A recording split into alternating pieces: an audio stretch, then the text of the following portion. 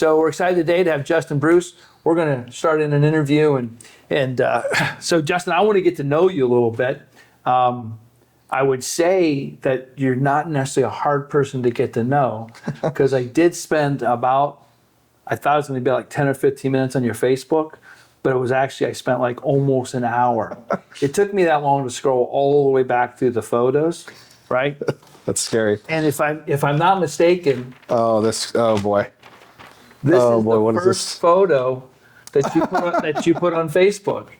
It was 2011. That is hilarious. I know exactly where that is. Well, I was going to ask you about that. So I mean, because you've got that persona of like you got together and you're all over social media everywhere, and it's really cool, right? But yeah, you can have that. So I bet you haven't seen that for a while. I haven't. No, that is. So I went back, just said, hey, I like to do a little research, and I'm like. Literally, I'm not kidding you. I had to scroll. I feel like I really do know you now, though. Just through photos, right? Okay. So, by the way, we're going to talk about St. Andrews and the Old Course at some point in time, right? Because I saw that, and I'm like, jealous I've never done that. That was amazing. But I said, and then I didn't really think about it, but then I got to, I was like, that's the first photo you ever put on Facebook. Yeah. And you're 2011, so how old would you have been? So 2011, I would have been 26. Is that right? You look a lot younger than that. 14, 26. You just look young. Yeah, good. That's what I like to hear. You look young but that's crazy. 2011. Is that math? Where are we at here? Are we in 15? 25. Yeah, that's right. I would have been, I'm 40. You're 40. The maths. Yeah, so you're right. That's crazy. That was I thought you were like 12 in that picture. You look really young, so good for you. 2011. But is that right? Did we ever do that? Is that what it is? 11 to... Is that when it was from? To 25. This is from 11, though. Yeah, that's from 11. That's a trip to Hilton Head. Yeah. That's what that is. I did see some other folks. Yeah, it looked like you were traveling and there was some kind of a restaurant or something like that. That was our first. You're on your way to Hilton Head. Hilton Head, yeah. I'll be darned. I think that was might have been my first trip to Hilton Head. I'll be darned. We've been going every year since. Because I thought it was younger than that because I saw pictures of your wife graduating and you graduating after that. So hers was 2012. She graduated college. So that was right before that. Yeah, and then she went to chiropractic. She did. Right. So, well, interesting. So that's where I want to start is I want to know about you. So tell me about you. I did look up that you were born in Cape. So you get it. Gerardo. See, I was almost there. That was close. Cape Girardeau, Missouri. A little town in Missouri on the Ohio or the Mississippi River. Mississippi River, yep. Were you there long? Do you remember it? I do. I was there until I was 12. My parents owned a chain of women's clothing stores. I'll be darned. All over South Missouri and Western Illinois. And so I do recall, I went to Catholic school there. We were there until 6th grade. Yeah. It was awesome. I know your dad graduated from the same school. My dad, he actually went to one in St. Louis. St. Louis. Yeah, Okay. yeah. I thought it was the same one. But no, he was St. Louis. I was at St. Vincent de Paul there, and I've been to many Catholic schools since. But I miss Missouri. I miss St. Louis. Yeah. The food, the barbecue. But we moved around a little bit. We went from there to Mexico, Missouri, to Sioux City, Iowa, to here. No kidding. Yeah. Wow. And then you've been here since when? You got to 2001. 2001. We were actually right up here in Tuttle. We lived while our house was being built in Lancaster, and then I'll be darned. Been in Lancaster since 2001, minus a little hiatus back to St. Louis for chiropractic school for 3.5 years. Yeah.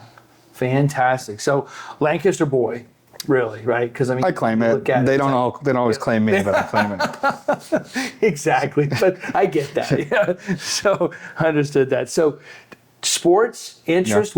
So young years. What was your interests? I love sports, and being the smallest kid at all the schools, and moving around is tough. Yes. And making friends. So if it wasn't for sports, I would have had a really, really hard time. Yeah.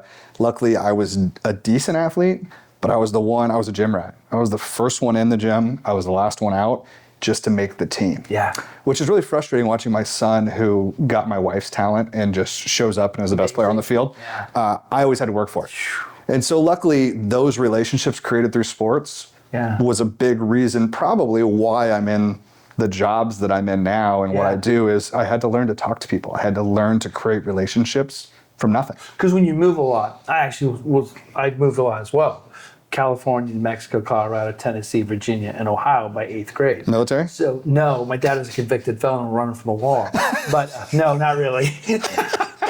But you set yourself up for that. Yeah, that's well done. But knowing somebody who moved around a lot, no, my dad, he was actually with Hospital Corporation of America, and he went from hospital to hospital getting ready for joint commissions. But it makes a better story. That Sure, go with that one. Yeah. I do. I always do. But I know what you mean, because you either become outgoing, or even though you might not be inside, like I tended not to be that outgoing inside, but because you move so much, and I love sports too, and I always joke to say Michael Jordan and I have a lot in common. We both got cut from our freshman basketball team. It worked out a little better for him than me. Maybe. But yeah, maybe.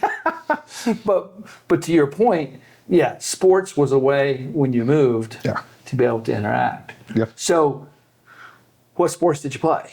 So when I was younger, I played everything. Yeah. I was a big hockey player back then. Wow. And so I loved that.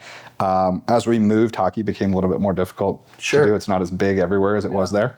But I got into basketball and baseball as I got older, and played basketball and baseball for my high school, and then played 1 year of baseball in college for the community, whatever it was, OUL team. Yeah. That way I could tell my kid I played college baseball. I didn't really play college baseball. His mother played college sports. I did not. But yeah, and I love that. Then I picked up golf after school. We were just talking, and scrolling through your thing, I saw a lot of played a little golf. And you played a few nice places, I have to say, right? Yeah. I've been very blessed. You have. I would say that I want to talk to you later about, because I did, like I said, I noticed that you had played the old course in St. Andrews, and that's a dream of mine. I haven't done that yet, but that's definitely on my bucket list. That's a story. Tell me a little bit about it. Yeah, go ahead. Let's jump there. Tell me about it. So my wife went to University of Dayton, and she had a roommate from England. She was getting married, and so we decided we were just going to make a 10-day trip since we were already going over there. Yeah. So we tried to hit as much as we could. So we flew into Scotland. We flew into Ireland. We did Guinness and all the stuff there.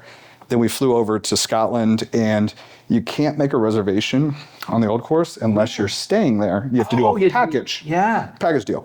And we were poor at the time. We were still poor. We were very, very poor back then. And so the only way to get on is they have a handful of tee times that are held each day, first come, first serve. So we got there, went to the hotel, checked in at 10 p.m. I hope the Marriott doesn't see this. I grabbed their pillows and their comforter off the bed. Yeah. And we went to the parking lot across the street from the old course. My wife slept in the rental car, and I went out to the park bench right outside the front door of St. There's a picture somewhere of this. It's on the No Laying Up Twitter page. I saw it. I did see it. It's on the Twitter page. And I slept on that bench from midnight until about, I think the second person arrived at like 4:30. And then when they opened, I was first one in line, and I took the 6:30 tea time, brushed my teeth in the bathroom, and where you went. My wife walked the course. They allow you, it's a public park. Yeah. So anybody can, like literally, there's people walking across the fairways. Yeah. It was a tremendous experience. I don't remember, I'm a high single digit handicap, but that day was really good. I think it was like a 76 or something. No wind. You can hit it anywhere there. Just the prestige of walking where some of the greats have walked, though. Exactly. That's just phenomenal. It was a great. So what about the road hole where they built the course out? Did you go over? So there's a picture of me. I'll find it. I'll send it to you. Yeah. From behind. I probably saw it. I was just scrolling. I had to keep scrolling though because I. Yeah, of course. You run out of time. I ran out of time. There's a picture. I used to hit a big draw back then, and it looks like I'm hitting directly at the hotel. Yeah. And you do. You hit right over a piece of it into the fairway. I'll be done. And it was so much fun. There's a picture of me standing on the bridge that Jack stood on. Right, yeah. Doing the same hand motion, yeah. That's cool. That was quite an experience. Cool. Well, now that we've lost all the golfers, we are off the rails. That's okay. I don't care. I want to know about it, right? So let's talk a little about family. Yeah. How'd you meet your wife? So my wife was friends with my sister back before I even knew her. And then in 2010, we reconnected, and she took me on a date for my birthday in May of 2010. We started dating, and so she was from Lancaster as well? She was. Got it. Same school. Same school. And then she went on to, did you go to OU? Where'd you go? Yes. Because I went to OU. Yep. We don't talk about it a lot because I don't have a piece of paper. They didn't give me anything. It turns out when you leave, they don't give you the degree just for paying. So I had a lot of fun there. I learned a lot. I left early. I got into sales, and thank goodness I did. I did the same thing, so I get it. Yep. And then my wife, she's a few years younger. She went to the University of Dayton. Yeah. Got her 4-year degree there, and We started dating in 2010. She graduated in 2012. Right. And that's when she told me she had an injury and a chiropractor helped her.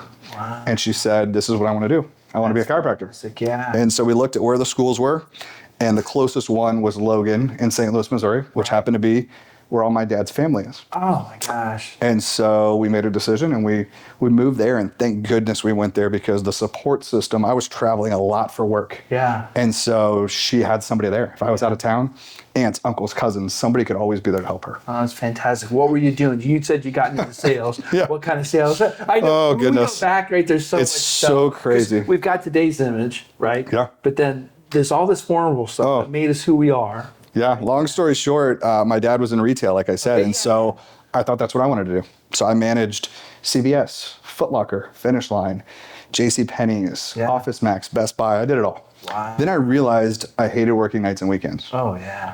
Now I'm a realtor, which is the irony of this. None of that going on. Yeah, I don't do that. But after that, I realized I was never going to make the money I wanted to make, have the freedom I wanted to have, anywhere but sales. Right. Just with my personality. So I started selling phone lines for AT&T door to door. Wow. You want to talk about one of the hardest things to sell. Dipped my toe in insurance and finance and different things, and nothing ever fit the bill. Yeah. And then I started selling advertising on homework folders for kids. Yeah. Crazy. Yeah. Did that all over the country for, goodness. But there's Long nothing time. better than sales to teach you literally the fundamentals of what to do and how to do. And you either succeed or you don't. You learn how to talk to different people. Exactly right. You learn what makes people tick. Yep. You learn what they like, what they don't like, how they like to be talked to. And I got to learn all those things the hard way through the really, really hard sales. Exactly. Real estate, I don't care that they say it's real estate sales. I don't do sales. I agree. I do relationships. Exactly and right. Yeah. There's a transaction, which I'm very But that's a byproduct of the relationship. of the relationship. Yeah, it's not sales. Exactly. Absolutely. So then she's getting through chiropractic school. Mm-hmm. She graduates. You say probably, let's go home. She did. I wanted to stay there. Oh, okay. I love St. Louis. I'm a big barbecue guy. I'm a big sports guy. And we had all my sports teams there, the Cardinals, the Blues. We had all the barbecue places that I love. There's so much to do there. Right. I was a member at a country club where I was playing golf 5 days a week because she's in school. Yeah. And it was great. And then she got pregnant, and she was due on her birthday the month before graduation. And so she's like, we're having a kid. We're going home. And I was like, happy wife, happy life. Exactly. We're going home. And so she finished all of her classes early. I think she had Carter October 27th. We were home by Thanksgiving, I think. And we just drove back out for graduation. Sure. So we were home end of 15 there is when she graduated. And we hung a shingle on our business March 1st of 2016, which means wow. We're coming up on 10 years here in 3 months. Right, 10 years. Isn't that amazing? Crazy. Wow. So let's talk about that. So now we have our first child, son. We do. Right? Getting our practice going. Mm-hmm. Are you still traveling sales? I was at the time. Where did that transition happen? What made you go from that? Yeah. Or what facilitated you going from that? And I want to hear about the family at the same time. But tell me about that story of how that all came together. Every time I go back on the story, I can't believe that we've done what we've done. Like, we hung a shingle with 0 patients and just believed that God was going to provide if we did the right thing. Yeah. And there are other chiropractors that don't do things the way my wife believes you should. Mm-hmm. And that's why she had a mission to do it in our hometown. And so we hung that shingle. We moved in with my parents for just under a year before we had to get a house because I was either going to lose my mother or my wife, and I like both of them. Right. So we did that. I was still traveling, selling in sales at 16. I did that all the way until COVID. Wow. So we built the business. She was running it. I run the business side. I wrote the business plan. She's the doctor. It was a perfect thing of that. We were growing it very slowly and organically, but for the long haul. Very solid way to do it. Yes, and I wasn't making a ton of money. And I'll never forget March 14th, 15th of 2020, we were out in Bridge Park for my sister's with her friends for St. Patty's Day. And I got the call from my boss and said, there's this thing, it's called a virus, and we're gonna shut down for a week or 2. I was like, that's weird. And I never went back. Wow. After that day. So we went home and I pulled up all of our credit cards checked available balances, and I said, how long can we survive? Right. We had like 6 months that we could make survive on just paying bills, getting food, whatever. Right. And it wasn't even that serious yet. And then I guess it was early May that things got pretty serious. Our receptionist, our office manager, asked to be laid off. And guess who became? So I humbled myself and I became a receptionist at the chiropractic office mid-May of 2020. It's the best thing that ever happened to my life, my business, my marriage. Yeah. We were never seeing each other. We weren't talking. And now we were getting up in the morning together, riding to work together. We had the whole day together. We had lunch together. We rode home. We picked up the kids together. Everybody laughs that, oh my gosh, I'd kill him. It's the best thing that ever happened to us. Sure. Also, best thing that ever happened in business because I'm out traveling, doing my thing, making good money. I wasn't thinking about the processes of growing the business. When you're there, and now this has to fund your lifestyle. Right. Feet to the fire. Time to refine. You think different. Yeah, you start improving and refining it. Yeah. And we did. You're in it. And I was there every day. And so it was Google Ads. We did online scheduling. We built an app. We brought in a system for AI. We brought all these things in. She went from seeing like 40 patients a week to 200 by November. Wow. January, we hired a second doctor. The following October, we hired a third doctor. We added acupuncture. All of a sudden, this business funds our lifestyle. Wow. So although COVID was terrible for so many people, and I feel and I lost friends and family through that, Sure. The actual thing of it happening forced us to think different. But isn't it amazing how adversity, sometimes we are in our comfort zone, and no matter what we do, like we wouldn't on our own get out of that comfort zone. Yep. But along comes adversity, something we don't want, right? Some stress, pressure. It's like, how are we going to make it? And yet out of that grows, right? It's incredible. And that's sports, it's life. Everything is like that, right? Because it's like, I'm not, no, change. Nobody likes change, right? But yet the only thing consistent in life is change, right? It is. And yet we don't embrace it as humans. It's like, no. Right. But there's a prime example of, because when you got into it, then you started seeing everything. Yep. Because sometimes we're just too busy. Yeah, we're too busy doing the day-to-day. Doing day-to-day life. Guilty of it in real estate. I'm too busy working in the business to work on the business. Absolutely. And it's hard to grow if you're not doing those things. Absolutely. So now we've got a thriving practice. We do. Very blessed. So I'm assuming you're coming to the opinion, hey, I don't need to be a receptionist anymore. What do I want to do? A lot of people think that. Really, the question was, my wife said, how did you get there? it was the other way around. She goes, what do you want to do with your life? And my answer was, I want to play golf. And she said, you're not good enough to be paid to play golf. And I'm like, you're right. And so I had a friend at the time who was a very tremendous real estate agent. And he said, why don't you come over? He'd asked me a dozen times. Sure. And he said, all right, practice is where she wants it. Why don't you just come do my commercial business?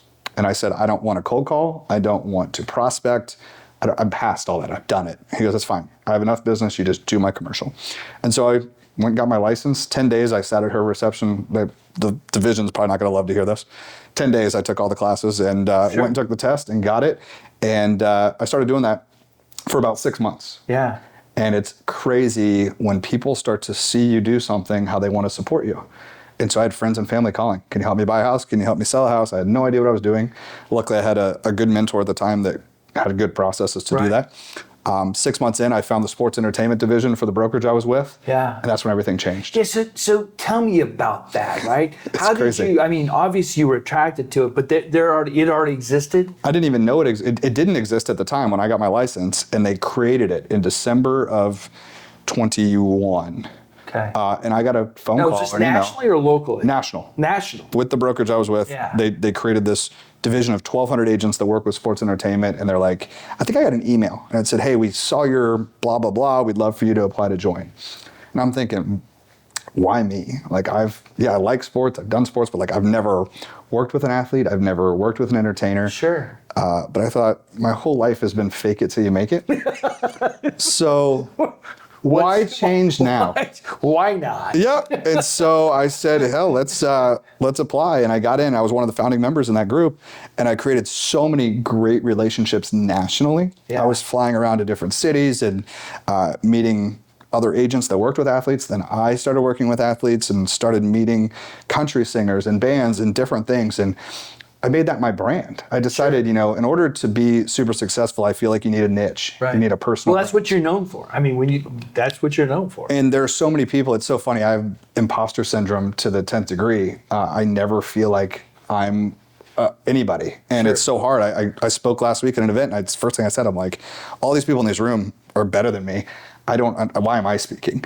But I feel like there is something to give. And what I learned was find that niche, build that personal brand of what you want to be. It has to be authentic. The two things are authenticity and consistency. Correct.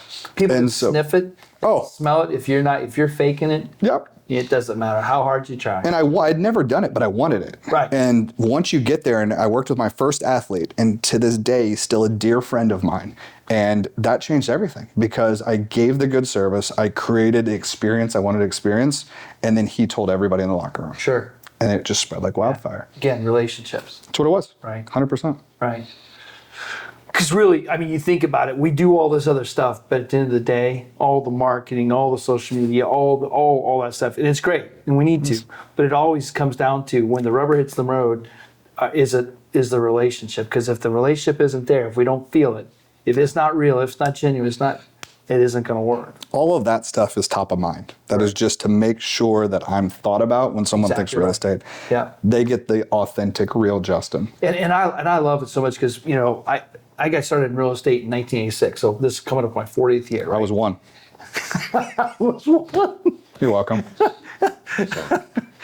The interview's over. I'm 60. So, I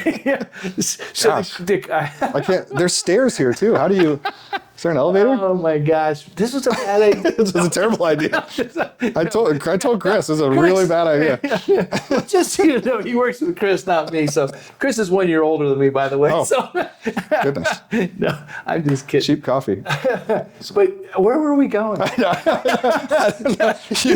don't even know. I don't know where we started that. Oh, I know. We were talking about top of the mind awareness. Because when I got in the real estate business, I was the first one to have a cell phone in the car, right? I mean, did you have the Zach Morris? Yeah, it was like the box. Were you? No, I had it was a bag. It was a bag. Yeah, I felt like I was going the Velcro. Exactly. My dad had that. And I can remember calling and saying, "Hey, I'd like to see the house." And when I said, "Well, now I'm in front of it." "You can't be in front of it." I'm like, "Yeah, I'm in front of it." "How are you in front of it? You're talking to me." I'm like, "Well, I'm on a phone." It's so funny. My first computer was a 286. Oh. And it was like everybody in the office came to me and said, "What are you gonna do with that?" I'm like, I didn't say it, but I'm gonna beat your butt with this. What I'm gonna do, and I did, because I'm 20 and innovation and all that stuff. But where I was going with it is, postcards. We used to call it farming, right? And now social media makes it so much. If you do it right, social media makes it so much better because we can be top of the mind awareness for so much less. But it's also better if we do it good, right? Sure. We do it effectively. But I always told people it was like that postcard would come through and go, "Oh yeah, oh yeah, oh yeah," and I said, and people like, "Yeah, they're just throwing in the trash." I said, "Exactly, but it doesn't matter because we just got transferred. Where's that postcard? Where's that guy? The guy that I've seen a dozen times. Yeah. Right? So to your point, we'll kind of shift that gear. Marketing is kind of what you do. Yeah, it's my job. I mean, you are a marketer. If I look at all the people, you're by far one of the tops, if not the tops, marketing person in what you're doing specifically. And you got a lot of specifics you do. So let's talk about that real estate a little bit. And then we are, believe it or not, going to shift to auction. Good. We need to talk about auction. We will. It's one of my favorite things. But people like to get to know you and know more about you too. So how did you come to, because you kind of create your brand, right? And then started that process. And then did the marketing and social media come naturally to you? Were you forced into it? How did it happen? Great question. And this is one of my favorite things to talk about. Number one thing I did for my business was I took a phone call from a company called American Dream TV. Really? 3.5 years ago. Okay. And they reached out and I did a presentation with them. And they played a video that I still have in my presentation today from Gary Vee at Inman. Oh yeah, love Gary Vee. And Gary said in so many words, you need to be the digital mayor of your area And you need to be, and this is the most important thing, and he stops and he goes, 99% of you are going to do nothing about, it's a room of realtors, are going to do nothing about what I'm about to tell you. This has stuck with me, and it's how I built my business. I am a media company, comma, whatever you are. So you need to be a media company, comma, auction company. I am a media company, comma, realtor. Right. That's how I go about every day when I wake up. And that's how I stay top of mind, because my job is to be a marketer. I have built a system with my team that the transaction itself is handled by people that are much smarter than me. That's not what I'm good at. What I'm good at is building the relationship, helping them on the front end and on the back end. But that middle part, there's people that can do that much better. And like to do it. And like to do it, yes. That's what's crazy about business, right? It's like, because the things that we don't like to do and are not good at, there's people who like to do them and are good at it, which is hard to believe sometimes, but it's true. It is, and leverage is how you grow. Gary Vee, I'm just not allowed to, I can't watch him too much, although I'd say he's probably one of my favorite influencers. Yeah. Because if I do, I go home and my wife, I got a potty mouth from listening to him, right? Yeah. And because it's just, I do love him though. I mean, I love everything about what he talks about, and the common sense, and the, hey, take responsibility for yourself, and all that. And he's phenomenal. So that video did it. I have to tell people. I see that video, but I've watched several of his formats like that, where it's like he just tells you how it is, and then, but as he did in that video, challenges you, because you're probably not going to do anything about it, right? And what's funny is you bring up his potty mouth. It's funny. He just put out a video this morning. Yeah. And someone said, "Well, why do you cuss so much?" Right. And he said, "It's so important for me to be authentic. That's who I am." I agree. When I think about it, that's what and I personally will sit here with you and be good because I know you guys, but I tend to go that direction as well. And my kids' teachers tell me, like, "Where did he learn this?" I'm like, I have no idea where he would have learned that word. You might ask his mom. She might have, wasn't me, but it was mom's fault. It comes back to the authenticity of true, that. Though. So it's true, right? And I do think that's so important, is to be who you are, right? And I have to try not to be that. Yeah, same. So I've gotten in trouble too many times. Same. With that, but yeah. So that's interesting, because you're one of the first people in the real estate world that I've heard reference Gary Vee. Because Hannah's sitting over there, and I'm like, "Do you know about Gary Vee?" Everybody I ever talked to, I'm like, "Do you know about Gary?" And I'm shocked at how many people don't even know who he is. You know what's hilarious? But if you get outside the real estate world, man, everybody knows. Everybody. I was in Pittsburgh 2 weeks ago and doing a presentation in front of 40 realtors, and the CEO of ADTV said, "Hey, how many of you have heard of Gary Vee?" And 3 hands went up out of 40. I was like, "Do you live under a rock? Are you all Bill's age? What are we doing here?" Like, Bill's age. That's called a callback. We're gonna keep. I don't know if you know, I did that last comic standing thing. No, but I loved it. The ADTV part of this is it gave me an avenue to become that media company for somebody who had no proof of concept. I'd never done content before. I had no proof that I was a good real estate agent. I had no proof that I was a good human.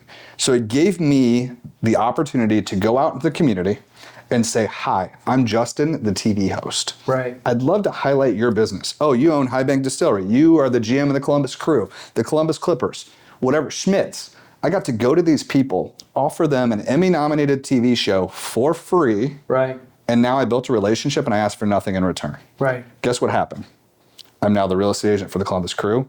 High Bank Distillery's owner has sent me 3 referrals this year. These are relationships that if I need to do something, and I didn't do it because I wanted something back. No. I did it because I got to give, and ADTV gave me that platform to do that. And I'd love to see more agents use that. I now have my own 30-minute show that I get to do this on a bigger level. Right. Next month we're going to do this huge watch party at COSI with 100 VIPs. You'll be there, I'm sure. Yeah. It's going to be amazing, but that's the doors that it opened. And then once I started doing that, then I realized consistent content was what was going to keep me top of mind. Absolutely. So then I started filming myself. Then I started hiring a content company. Now I hacked the system. I film once a quarter. Yeah, you were telling me about this last time we talked. Yeah.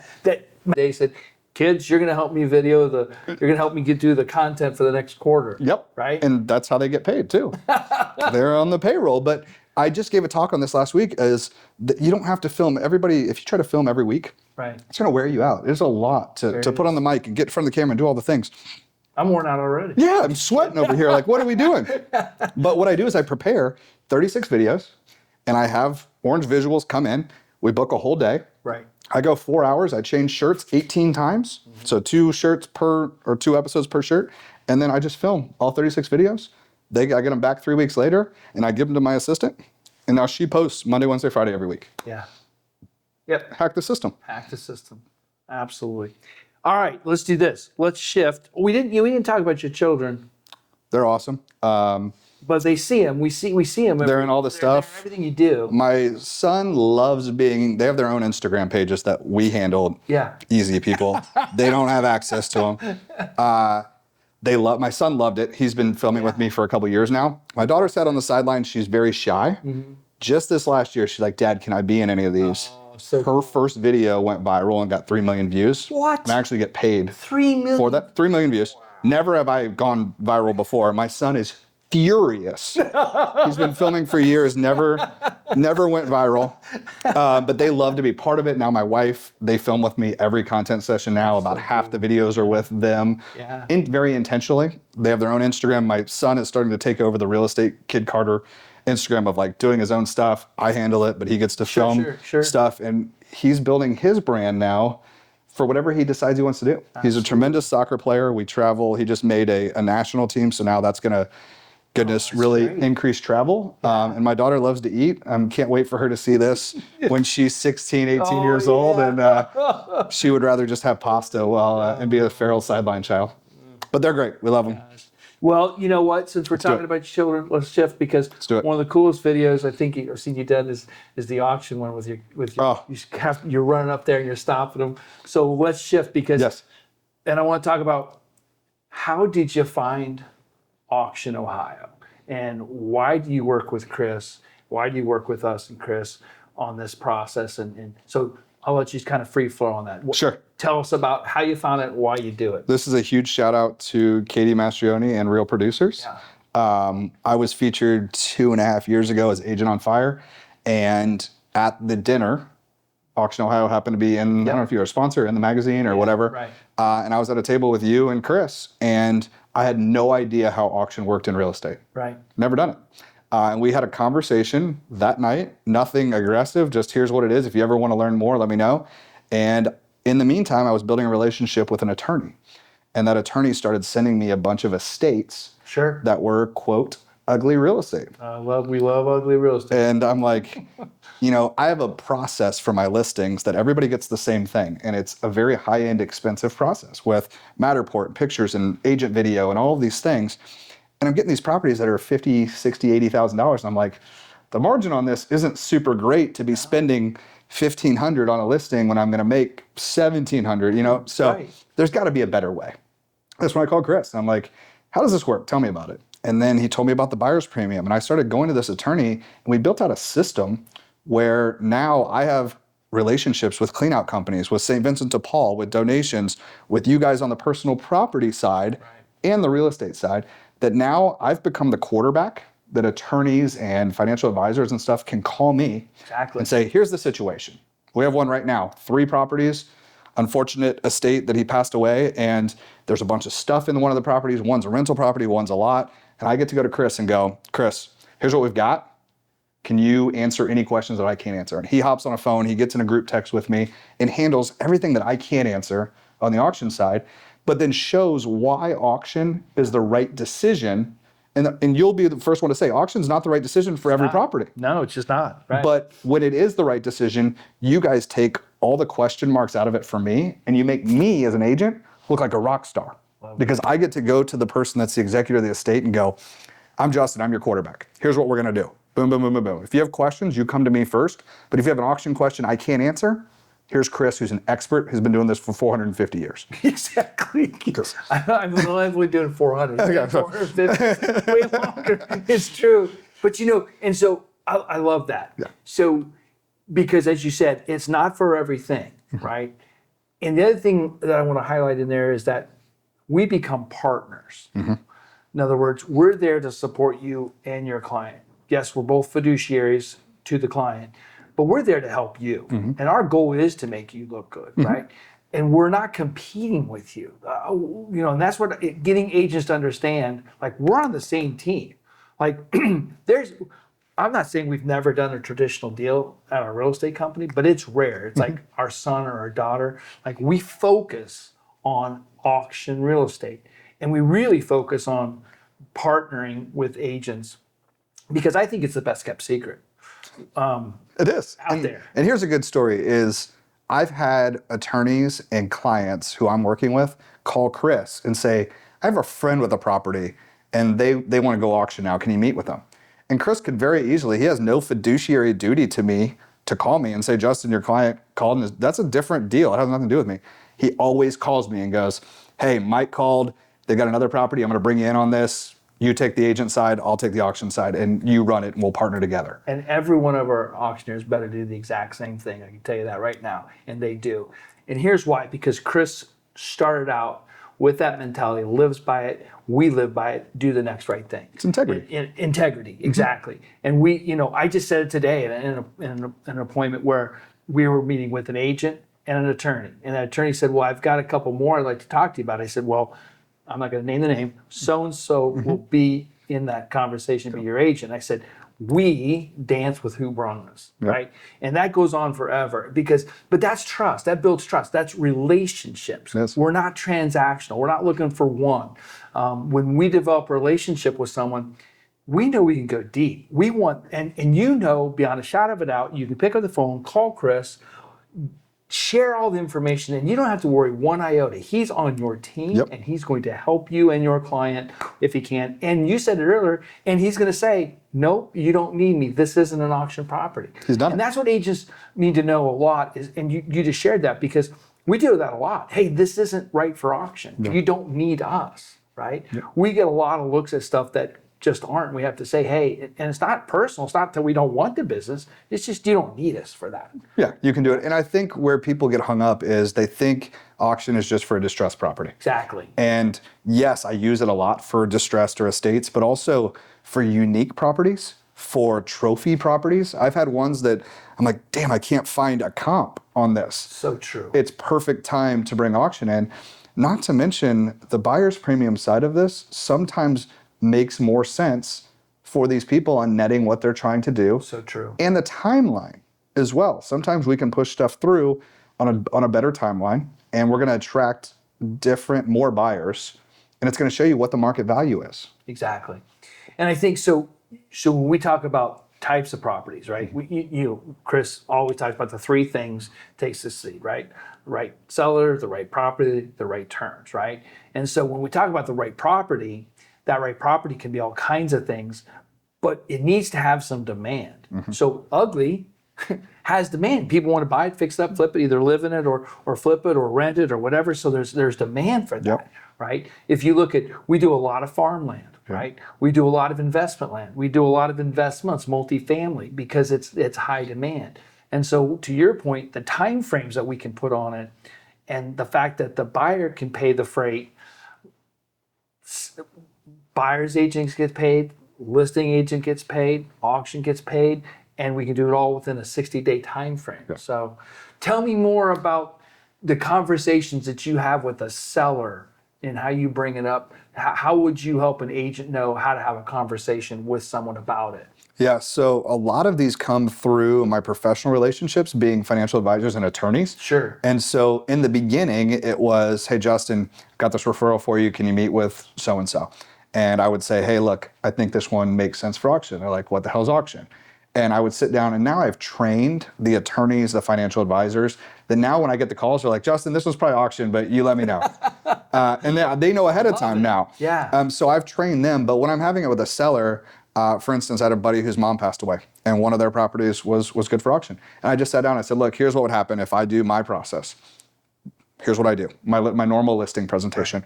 Or we can go this route. I'm going to partner with Auction Ohio. I'm still your guy. I'm running everything, but it's going to be this route, and here's how it's going to get paid out. Here's your net to seller." Right. And they're like, "Oh, well, whatever." Most of the time, 99% of the time, my business is relationship and it's fear. I don't buy leads or anything. Right. So most of the time when I'm talking to somebody, their answer is going to be, "Justin, whatever you say, I trust," because I've already built that ahead of time. Yeah. But most of them just say, "Yeah, that makes sense. Let's do that." So why do you think a lot of real estate agents are afraid of auction? I have an opinion, but I want to hear Oh, your opinion. love to hear your opinion. It's the same problem that many real estate agents have in general, and it's called scarcity mindset. Everybody thinks everybody's out to get you. And I'll be honest, when I first started in the business, I was clawing for everything and I was competing with everybody. And I thought these other agents sucked and this and that and blah, blah, blah. I realized as I've done more in this industry, those at the top are collaborating, those at the bottom are competing. Right. I had lunch with a $15 million producer from a competing brokerage today on my way here. Sure. And all we did was help each other with what our downfalls were. He needed help with social media, I helped him. My database sucks, he was showing me ways to do database and newsletter. We are from different brokerages with different downlines, with different revenue streams who make $0 off each other. Right. But we understand the value that those at the top have. And I think that's the problem is agents get in their head thinking that auction's gonna take something away from them or auction's gonna steal their customers or the client. Like, we just have to get out of our own way as real estate agents. Yeah, and it's funny you say that because it's like, we don't work with buyers. We don't work with any buyers, right? In other words, they're all yours. You take them all. We don't want them. Yeah. We specialize and we partner, as you know. But I think that's the number one thing. It's like, you know, we talked a little bit about fear of change, fear of the unknown, and people are, you know, their mindset is always about, oh, that's for bankruptcy or that's for foreclosure or that's for, and you know, what we've done is continue to try to expand people's understanding of what it is and how it works because we have a ton of private sellers, right? Yeah. I mean, we do deal with banks and we do deal with estates, but we have a ton of private sellers, right? Because they get it. But I'll tell you this, I think it's the leading agents. And that's one thing Chris and I were talking about. We did an interview with him and we were talking about where do we think it's going to go. So think about this, Justin. I did the math, and less than 0.5% of all real estate in the Columbus market is done at auction. Wow. Less than 0.5%. Think about when that goes to 5%, right? Think about when that goes, and it could, right? Because once you start to understand it, I think once your continued sphere of influence and those people you work with, as you were talking about attorneys and so forth, they start to understand it becomes the commonplace. Because we go in other places, for instance, Australia. 95% of all real estate is sold at auction in Australia. What? Isn't that amazing? Really? I had no idea. It's like, what? But if you move to other parts of the country, but if you think about this, Chris says it this way too. If you found the rare Mona Lisa in the attic, what would you do? You'd call Sotheby's, you'd call Christie's, and you'd sell it. You'd auction it. Right? And so I think we're going to find more and more of that stuff because when you're dealing with trophies, when you're dealing with high end, we're going to, I think, see ourselves moving that way. But it's this continuation of helping. And my goal, one of the reasons why we're doing Bid Talk is I want even buyer brokers to understand. One of the biggest problems is buyers agents wondering, am I going to get paid? Get paid? And we're more transparent. We're more transparent than anybody else because our website, it's right there, 3% to buyer broker, right? We love buyer brokers. We want to use buyer brokers, right? We think they add value. Why would you want to not allow somebody to bring a buyer to your seller's property? And it costs you nothing. Costs you nothing. Yeah. Right. So here's a question that I get that hopefully you can answer. Okay. Is people don't understand that. We're going to cut this. We'll cut it out. Yeah. Is on appraisal. Yeah. People say, well, the buyer's premium is going to mess up appraisals. Doesn't. It doesn't because the buyer's premium is in the purchase price. Yeah, so it's a great question. So unless they don't want to do this way, what we do is it's a total purchase price of. So our contract's very simple. It just says total purchase price of X, which includes A. Yep. And we don't see that. We do a lot. We'll do almost 300 auctions this year. And we don't see that a lot, right? No. Or much, or at all, right? The good news on the seller side is we're not attached to that, but from a buyer standpoint, we get it. And we don't. I haven't seen too many of those that have gotten cut, if any. And I've never had an issue. Yeah. But from the seller side, you guys are auctioning this with there's no contingencies. None. And that's what really makes this easy is how many times as an agent do we lose a deal in a contingency period? Whether that is inspection, which is now becoming much more prevalent than it was the last 3 years, and lending. Right. These people are locked in from the day they put their deposit down, right? Locked in. So not contingent upon financing, appraisal, inspections. We've got that 30 days. Sometimes it's 45, but usually 30 days of marketing auction period. We want that buyer to do all their due diligence, right? Get their money lined up. If you want to get it appraised, we have people doing appraisals. Fine. Yeah. Have the appraisal done. No problem. It's $500, $800. Get it done. Yeah. Right. Do all the inspections and tests. I need the roof check, need this check. Do all that stuff up front. Right. Because when it comes to time, if you're the last bid standing, last hand up, if you're the winning bidder, it's yours. And right? we want the real bidders. We want the real bidders, right? And so we want them to do their due diligence. We want them to understand, and we want them to be prepared, because then we collect that deposit, sign the contract, we close in 30 days, right? And so there's complete transparency for seller and buyer. Anybody can buy it, right? Yep. Anybody. And you can bid as much as you want. You can stop when you want. You're in control of that. So there's a lot of positives there that go on and on and on. But I think to your point, buyer brokers, to your point, traditional market, there's all these uncertainties, and it becomes more and more and more of these uncertainties, right? Is it going to appraise? Are we going to get hooked on an inspection and a remedy, right? Where all that goes away. And I think that's why so many of your attorneys, estates, financial, they like that, because it's clean. There's a lot of certainty to it. And as a buyer broker, why would you not want with the lawsuits and everything that went Absolutely. down, and you now have to write in everything, and it's all different. This is about as transparent. Maybe NAR should come talk to you guys about transparency. I love and it. learn. And to that point about transparency, and it's like, and we usually do, like, as you know, like 4 open houses on a property. Yep. Like we'll do them. And it's like, I want everybody to come. Like, people come in and say, hey, I've got a buyer's agent. Fantastic. I don't care. I want you through the property. That's the key. Because so many people, I don't know why so many people get hung up on commission. Because I think they come from, as you put it, from scarcity versus abundance, right? Yep. There's plenty of business for all of us, yeah. right? And it's like, buyer broker, send them to the open house, not a problem. Yeah, all you have to do is send us a signed agency disclosure, and you're their agent, right? It's not a problem. And as a team, having sellers, if I want to have my team run those open houses, they're yours. So guess what? Team leads. There's leads that your people can go. So when I do these, sometimes Victoria is great, and if I don't have, like, I'm not doing an open house. No offense. I don't mean to sound bougie, but I'm not doing it. But if my team, I can get them leads doing that. Or if they're not available, you have somebody that's doing these. What an awesome opportunity for my team, or coverage for somebody who doesn't want to do it. Absolutely. You got both sides covered.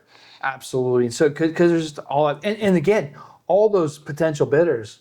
We want to market to them for future auctions, but we're not trying to go sell them another property. We're not built that way. We don't have those kind of agents. That's not what we do. My last auction, I think we had 24 bidders, and only 4 were registered with buyer's agents. Yeah. So think about that as a team lead. Like, that's 20 opportunities of people that are unrepped, that you now have their info that came through the open house that you can now market to. So going back to the light bulb went on. And I think also, and don't take this the wrong way, but being in the business about 5 years, you have a fresh new mindset, right? Were there any fears, reservations, uncertainties before you started, and how did we clear those up? With auction? Yeah. I mean, my only fear was I didn't know what it was. And so once I met you guys are so very good at explaining how you can be a partner in this. So that first conversation we had, where I had no idea what it was, and you guys sat there at the table over bourbon and said, here's how we can make your life easier. Yeah. And all of a sudden, all I'm doing every day is trying to work less and make more money. Right. Like, that's what I'm trying to find a way. And this was a way for me to put a system in place. And I don't want to oversell it, but like, when you go to auction, once I call you guys, I can literally, like, I can go put my sign in the yard, but you're taking the photos. I'll put a lockbox on if Chris wants me to, but typically he'll put a lockbox on. You're marking on your website. Like, I can do as much or as little as I want. And so for these properties I just had, I went out and did listing videos and all these other things and as much as this is probably going to be taboo to say, when we're doing a listing video for a property, yes, we're doing it to help sell the property. I'm showing the next seller how I sell a property. And this is an opportunity for me to do that over and over again. So I think this is something agents, whether traditional or auction, need to hear. What you just said there, right there. I had a mentor one time say that and said, your marketing isn't for that property, it's for the next interview. And if you think about that, and I'll also go back to this, is having been in the business since 1986, I've watched this go up, down. You're going to make an old reference again. Watch this is going to be an old reference. But I've watched the market up, down, up, down, up, down. And we've come through a market that, I mean, literally was pretty simple, easy, fast. I'm not trying to put it down. But it's time for agents to market again. They need to be marketing real estate. I think we have, and this is my soapbox, please don't shoot me, but we've so relied on it's just put it in the MLS, it's going to be bang gone, right? And it's like, that may be still the case. But to your point, if you want people to know what you do, how you're different, why you're, and I don't even mean better, just because how do you have those people that you already have a relationship with even know and remember and so forth? So I think marketing, as you put it, I'm gonna let you say it again. You're a media company, comma, real estate professional. That's Gary Vee, that's not me. And it's just stuck with me since the day I saw that video. And you guys have become, I have a wheel and you've become a major spoke on what I've built for my personal real estate business, of the different ways that I can help people. Whether that is having the right inspector with Jerry on my team, or having the right title company with Karen in my back pocket, and having Riley there at 11 p.m. or 4 a.m. to answer calls. All these things are spokes on the wheel, and you guys have become one of those that's never going to leave this wheel of why I've been so blessed to be successful. And I love the way you put that, because it's not everything, it's a piece. But when you need it, it fits, right? It's there. And I see agents, and I think it's just going to even grow, but I see agents such as yourself doing 20, 30 transactions a year that I'm not saying they wouldn't have done them at all, but they'd have been completely different. And a lot of them wouldn't have gotten done, right? I can tell you that there's probably, I can point to 20 or 25% of my business last year that I don't know if I would have taken on the deal or been able to close the deal had I not had Auction Ohio in my pocket to do that. And I'm as guilty as anybody. I came into the business when business was easy. I don't know what 2008 looked like. I don't know what 2009 looked like. Right. I talk to agents that are like, you have no idea. And I'm like, you're right. I came into this at a very blessed time. Yeah. Now I feel like those days are over. Now I'm not saying we're nowhere near 2008, but you don't get to just put a sign in the yard anymore and watch 14 offers come in. Nope. I don't just sit there and wait on that spreadsheet to fill up. Yeah, and I don't want to sound like that old guy, like, well, because that's not it either, because I don't think you have to have gone through that to have the ability and the knowledge to know what you need to do, because we're not 08, right? Yeah. I think we're actually becoming more of a balanced market, Sure. which is unusual to people who haven't been in the business a long time, but this is pretty normal. We start talking things like absorption rate. Like, what's absorption rate? Well, that's how many months of inventory. What's a price reduction? What's a price reduction?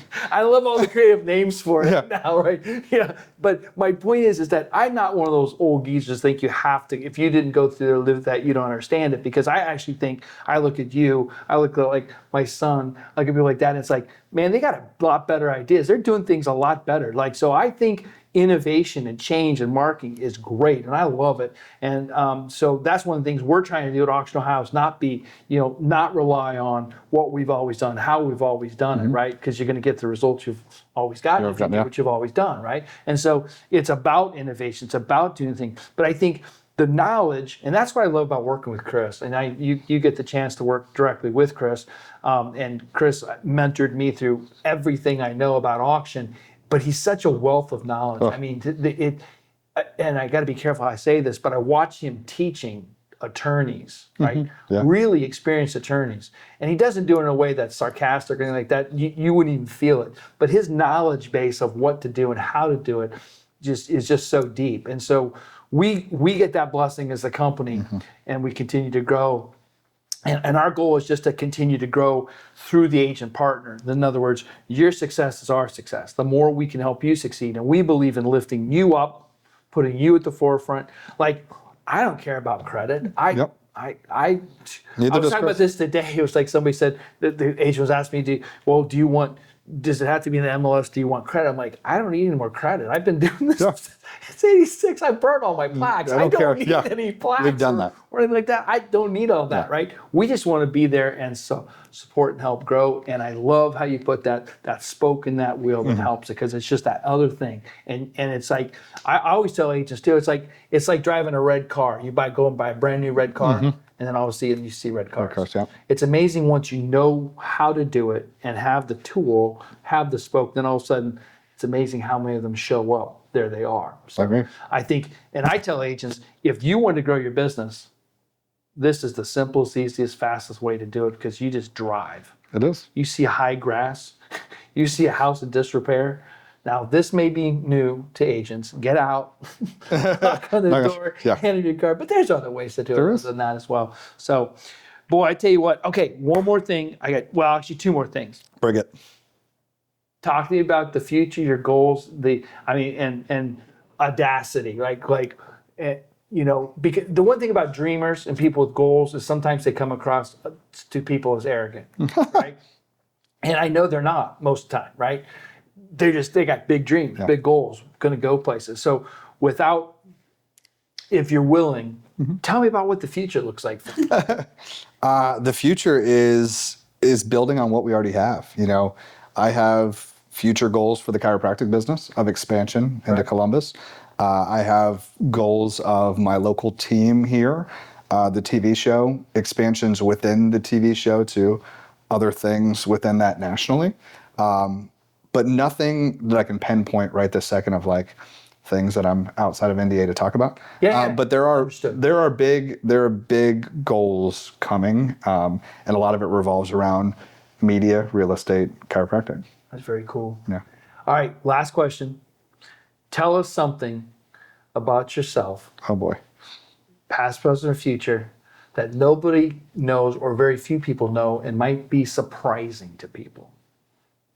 If you say something really bad, we'll just edit it out. Oh, something surprising. We've gone through my entire history now. Including the first picture first picture you posted on Facebook. I can't wait to show my wife this. That is a young Justin with a lot of hair. It is. That isn't gray. Something that people may not know. See, it's so easy. I usually use the TV show or the chiropractic office or something as my normal. Right. But we've already went into where I've lived, what I've worked. So you're saying you did a good job. You did. I don't know what else that people wouldn't know about. So any other great golf courses that you played? Yeah, so St. Andrews. It's funny. St. Andrews.